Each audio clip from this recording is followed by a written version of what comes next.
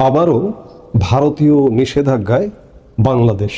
দুদিন আগে ভারতের পররাষ্ট্র মন্ত্রণালয়ের মুখপাত্র রণধীর জয়সওয়াল একটি সাংবাদিক সম্মেলন করেছিলেন, বা পররাষ্ট্র মন্ত্রণালয়ের নিয়মিত বৈঠকের অংশ হিসেবে গত বৃহস্পতিবার তিনি সাংবাদিকদের সাথে কথা বলেছিলেন। সেই কথা বলবার পরে মনে হয়েছিল যে বাংলাদেশের সঙ্গে বর্তমান বাংলাদেশ, অর্থাৎ এই যে অন্তর্বর্তীকালীন সরকারটি শাসিত বাংলাদেশ, এই শাসিত বাংলাদেশের সাথে কূটনৈতিক সম্পর্ক উন্নয়ন করতে যাচ্ছেন। মনে করা হচ্ছিল যে ক্ষমতার পালাবদলের 1 বছর পর বাংলাদেশ ভারত কূটনীতিতে নতুন গতি সঞ্চার হচ্ছে।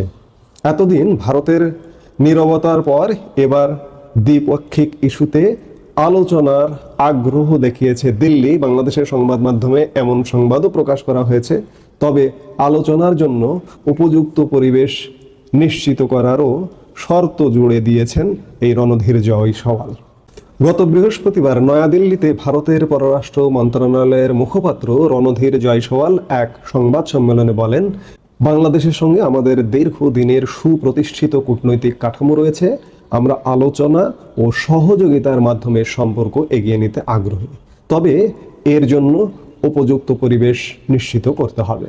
তিনি আরও বলেন, বাংলাদেশ ভারতের মধ্যে যৌথ নথি কমিশন, বিভিন্ন আন্তঃরাষ্ট্রীয় পরামর্শ এবং কনসালটেশন মেকানিজম চালু আছে, যা বিভিন্ন দ্বিপাক্ষিক ইস্যুতে আলোচনা অব্যাহত রাখতে সহায়তা করতে পারে।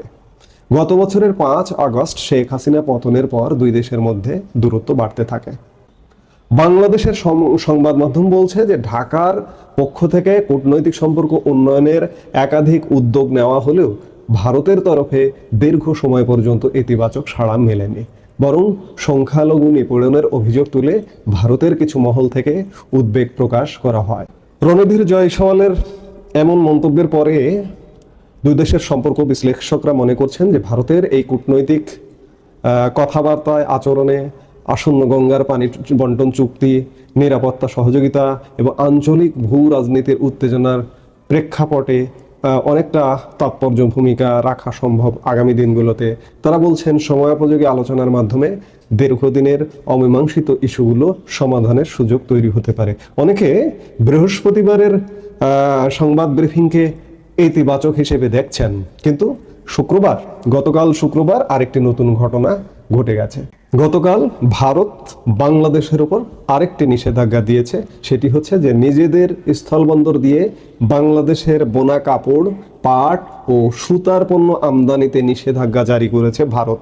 শুক্রবার ভারতের বৈদেশিক বাণিজ্য অধিদপ্তরের মহাপরিচালক এক বিবৃতিতে এ তথ্য জানিয়েছেন এবং শুক্রবার 27 জুন ভারত এ বিষয়ে অফিস আদেশও জারি করেছে। এই যে দেখছি আমরা সেই অফিস আদেশটি, এতে বলা হয়েছে ভারত বাংলাদেশ স্থলবন্দর দিয়ে বাংলাদেশ থেকে কোনো পণ্য আমদানি করা হবে না। শুধুমাত্র নবসভা সমুদ্র বন্দর দিয়ে নির্দিষ্ট এসব পণ্য আমদানি করা যাবে, যার মধ্যে রয়েছে পাটজাত পণ্য, একাধিক ভাঁজের বোনা কাপড়, একক শন সুতা, পাটের একক সুতা, ব্লিচ না করা পাটের বোনা কাপড়। এর আগে গত মে মাসে নিজেদের স্থলবন্দর দিয়ে বাংলাদেশের তৈরি পোশাক আমদানিতে নিষেধাজ্ঞা দিয়েছিল ভারত। ওই সময় এই পণ্য শুধুমাত্র মহারাষ্ট্রের নবসভা এবং কলকাতা বন্দর দিয়ে আমদানির সুযোগ রেখেছিল দেশটি। বাংলাদেশ ভারতে প্রায় $700 মিলিয়ন তৈরি পোশাক রপ্তানি করে। স্থলবন্দর দিয়ে এই পণ্য আমদানিতে নিষেধাজ্ঞা দেওয়ায় এই খাতে বিরূপ প্রভাব পড়ার শঙ্কা তৈরি হয়। অর্থাৎ গত মে মাসে একটি নিষেধাজ্ঞা দিয়েছে, স্থলবন্দর দিয়ে ভারতে পণ্য রপ্তানি করা যাবে না। আবার নতুন করে আরও কিছু পণ্যের ওপরে নিষেধাজ্ঞা দিল। বৃহস্পতিবারের সংবাদ সম্মেলনকে যারা তাৎপর্যপূর্ণ মনে করছেন যে ভারত বাংলাদেশ সম্পর্কের উন্নয়ন ঘটতে যাচ্ছে, কিন্তু না, কারণ নতুন করে নিষেধাজ্ঞা এলো এবং সামনের দিনগুলোতে আরও নতুন নতুন নিষেধাজ্ঞা আসবে। এই নিষেধাজ্ঞাগুলো আসলে আসছে কেন?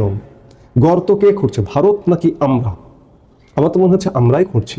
এই নিষেধাজ্ঞাটা কোন সময় এলো আপনারা একটু যদি স্মরণ করিয়ে দিই আপনাদের। কদিন আগে বাংলাদেশের গুম কমিশন একটি রিপোর্ট দিয়েছে। সেই গুম কমিশনের রিপোর্টে বলা হয়েছে যে বাংলাদেশের গুমের সঙ্গে নাকি ভারতীয় গোয়েন্দা সংস্থাও দায়ী। ভারত কি এই বার্তাটাকে ভালোভাবে নেবে? কোনোভাবেই নেবে না। আবার 3 দিন আগে বাংলাদেশের স্বরাষ্ট্র উপদেষ্টা লেফটেন্যান্ট জেনারেল জাহাঙ্গীর আলম চৌধুরী অবসরপ্রাপ্ত এক বক্তব্যে বলেছেন যে ভারতে ফেন্সিডিল উৎপাদন হয় বাংলাদেশে রপ্তানি করবার জন্য। এটিও একটি আপত্তিকর মন্তব্য। ভারত এটিকেও ভালোভাবে নেবে না। ফেন্সিডিল হচ্ছে কাশির ঔষধ। সেই কাশির ঔষধকে আপনি যদি নেশা জাতীয় পণ্য হিসেবে ব্যবহার করেন, আর আপনি আপনার দেশের মানুষ, বাংলাদেশের ব্যবসায়ীরা, মাদক ব্যবসায়ীরা যদি ভারত থেকে এটি আমদানি করে, ভারতের কি দায় তাতে? আঠা উৎপাদন হয় বাংলাদেশে জোড়া লাগানোর কাজে, সেই আঠাকে নেশা জাতীয় পণ্য হিসেবে বাংলাদেশে ব্যবহার হয়। আবার কাশির ঔষধকে নেশা জাতীয় পণ্য হিসেবে বাংলাদেশে ব্যবহার হয়। এর দায় কি ভারত নেবে? আপনি ভারতকে দোষ দিচ্ছেন যে ভারত শুধুমাত্র ফেন্সিডিল উৎপাদন করে বাংলাদেশে রপ্তানির জন্য। আবার বলছেন যে ভারতের গোয়েন্দা সংস্থা আমাদের গুমের সাথে জড়িত। এই সম্পর্কগুলো খারাপ আমরাই করছি, যার দরুন ভারতের সাথে আমাদের একের পর এক সম্পর্ক খারাপ হচ্ছে, একের পর এক নিষেধাজ্ঞা আসছে। এই যে পর্যায়ক্রমে একের পর এক নিষেধাজ্ঞা শুধু আসছেই, কোনো নিষেধাজ্ঞা কিন্তু উঠিয়ে নেওয়া হচ্ছে না, রদ করা হচ্ছে না। সামনের দিনগুলোতে এভাবে যদি আরও নিষেধাজ্ঞা আসে সবচেয়ে নিকট প্রতিবেশী দেশটির সাথে, তাহলে আমাদের কি কি ক্ষতি হতে পারে সেটি আমি একাধিক ভিডিওতে আলাপ করেছি। ভয়ানক ক্ষতির মুখে পড়ব। ভারত যদি আমাদেরকে তাদের পণ্য রপ্তানি বন্ধ করে দেয়, তাদের খাদ্যপণ্য, তাদের জ্বালানি পণ্য, বিদ্যুৎ থেকে শুরু করে ডিজেল থেকে শুরু করে বিভিন্ন পণ্য যদি রপ্তানি করে বন্ধ করে দেয়, তাহলে কি হতে পারে? একটু ক্যালকুলেশন করে চিন্তা করবেন যারা ভারত বিরোধিতা করেন। ইতিমধ্যে আমাদের দেশ থেকে তাদের দেশে আমাদের রপ্তানি এক প্রকার বন্ধ হয়ে গেছে। স্থল বন্দর দিয়ে আমরা রপ্তানি করতে পারবো না ভারতে, বিধায় আমাদের রপ্তানি বন্ধ। $2-2.5 বিলিয়ন বন্ধ হয়ে গেল ভারতের সাথে। আপনারা জানেন যে স্থলবন্দর রপ্তানির আগে গত মে মাসে আরেকটি নিষেধাজ্ঞা দিয়েছিল যে ট্রান্সশিপমেন্ট বন্ধ। ট্রান্সশিপমেন্ট আমাদের উৎপাদিত পণ্য, বিশেষ করে গার্মেন্টস পণ্য ভারতের বন্দর ব্যবহার করে, বিমানবন্দর ব্যবহার করে আমরা ইউরোপ, আমেরিকার বিভিন্ন দেশে পণ্য রপ্তানি করতাম। এতে করে আমাদের খরচ সাশ্রয় হতো। বাংলাদেশ থেকে রপ্তানি করলে সেই খরচটা অনেক বেশি। আমি এর আগেও বলেছি, আবারও বলছি যে প্রতি কেজি রপ্তানিতে বাংলাদেশের বিমানবন্দর দিয়ে রপ্তানি করলে 6 টাকা লাগে, ভারতের বিমানবন্দর দিয়ে রপ্তানি করলে 4 টাকা লাগে। এই সুবিধাটা ট্রান্সশিপমেন্ট সুবিধার কারণে আমরা পেতাম, সেটি ভারত বন্ধ করে দিয়েছে। এই বন্ধ করবার ফলে আমাদের ক্ষতি হয়েছে। বাণিজ্য উপদেষ্টাই বলেছেন যে 2000 কোটি টাকার মতো ক্ষতি হয়েছে।